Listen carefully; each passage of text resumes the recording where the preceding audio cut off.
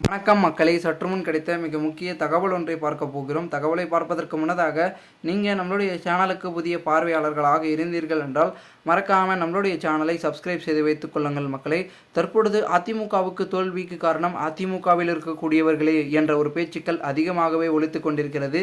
ஏனென்றால் தற்பொழுதை பொறுத்த வரைக்கும் அதிமுக கிட்டத்தட்ட தனிப்பெரும்பான்மையாக எவ்வளோ வாக்குகளை வாங்கியிருக்கிறது என்றால் 84,000 வாக்குகள் மட்டுமே வாங்கியிருக்கிறது.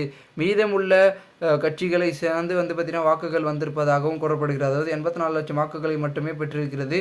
மீதமுள்ளது எல்லாமே அக்கட்சியில் இருக்கக்கூடிய முக்கிய புள்ளிகள் அதாவது ஒரு சில இடங்களில் அதிமுக 2வது இடமும், ஒரு சில இடங்களில் டெபாசிட்டை இழந்து 3வது இடமும் 4வது இடத்துக்கும் அதிமுக தள்ளப்பட்டிருப்பதாகவும் கூறப்படுகிறது. அதற்கு காரணம் என்னவென்றால் அதிமுகவில் இருக்கக்கூடிய வேட்பாளர்களே அதிமுகவுக்கு வாக்கு செலுத்தவில்லை. ஏனென்றால் ஏறக்கூடிய 2.5 கோடி லட்சம் தொண்டர்கள் இருக்கிறார்கள். ஆனால் கண்டிப்பாக அவர்கள் வாக்கு செலுத்தியிருந்தால் அதிமுக வெற்றி பெற்றிருக்கும். ஆனால் அவர்களுக்கு அது 20 அதாவது கொஞ்சம் சதவீதம் கூட அவர்களுக்கு சாதகமாக அதிமுகவில் இல்லை என்பது ஒரு யதார்த்தமாக பார்க்கப்படுகிறது. அதனால் அதிமுகவை மிகப்பெரிய அளவில் ஒரு வெற்றி பாதைக்கு கொண்டு செல்ல வேண்டும் என்றால் சசிகலா, ஓபிஎஸ், டிடிவி தினகரன் இவர்கள் இணைந்தால் மட்டுமே அது நடக்கும். ஏனென்றால் இன்னும் கூட தென் தமிழகத்தில் அதிமுகவின் தலைவராக எடப்பாடியை ஏற்கவில்லை என்பது யதார்த்த உண்மையாக பேசப்படுகிறது. காரணம் என்னவென்றால் எடப்பாடி பழனிசாமி தொடர்ந்து குறிப்பிட்டவர்களுக்கு மட்டும், குறிப்பிட்ட சமுதாயத்திற்கு மட்டும் அவரை யாரும் பார்த்திங்கன்னா தலைவராக ஏற்கவில்லை என்பது ஒரு யதார்த்தமாக பார்க்கப்படுகிறது.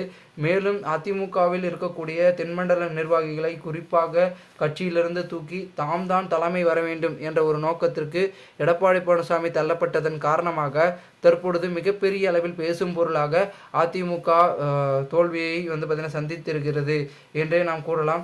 எந்த ஒரு சமயத்தில் இதற்கு முற்றுப்புள்ளி வைக்கும் விதமாக அதிமுகவை வெற்றி பாதைக்கு கொண்டு செல்லும் வகையில் எடப்பாடி பழனிசாமிக்கு ஓ பன்னீர்செல்வம், நம்மளுடைய டிடிவி தினகரன், ஓபிஎஸ், சசிகலா இவர்கள் அனைவரும் ஒன்றிணைந்தால் மட்டுமே அது சாத்தியமாகும் என்றே கூறுகிறார்கள்.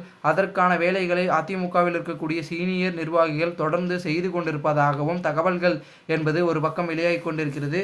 எந்த ஒரு சூழ்நிலையில் அதிமுக மிகப்பெரிய அளவில் ஒன்றிணைந்தால் 2026 நாடாளுமன்ற தேர்தலில், அதாவது சட்டமன்ற தேர்தலில் மிகப்பெரிய அளவில் ஒரு வெற்றி இப்பொழுது ஆளுங்கட்சியாக இருக்கக்கூடிய திமுகவை பெண்ணுக்கு தள்ளி ஆளுங்கட்சியாக தற்பொழுது அனைத்து இந்திய அண்ணா திராவிட முன்னேற்ற கழகம், அதாவது இரட்டை இலை சின்னம் ஆட்சியை அமைக்கும் என்றே நாம் சொல்லலாம். அதற்கு அனைவரும் ஒன்று திரள வேண்டும். ஒன்று திரளுவார்களா, என்ன பண்ண போகிறார்கள் அப்படின்றத நம்ம சற்றே பொறுத்திருந்து பார்த்தால்தான் அனைத்து நமக்கு தெரியப்படும், புரியப்படும். மேலும் எந்த ஒரு தகவலை குறித்து பொதுமக்கள் உங்களுடைய கருத்துக்களை மறக்காமல் கமெண்ட் மூலமாக தெரிவிங்கள். இதுபோன்று நீங்கள் அரசியல் சார்ந்த நிகழ்வுகளாம் தினசரி தெரிந்து கொள்ள நம்மளுடைய தமிழகத்தின் அரசியல் என்னும் சேனலை சப்ஸ்கிரைப் செய்து வைத்துக் கொள்ளுங்கள் மக்களே. நன்றி, வணக்கம். நாம் அடுத்தடுத்த வீடியோவில் சந்திக்கலாம். அதுவரை உங்களிடமிருந்து விடைபெறுகிறேன். நன்றி, வணக்கம் மக்களே.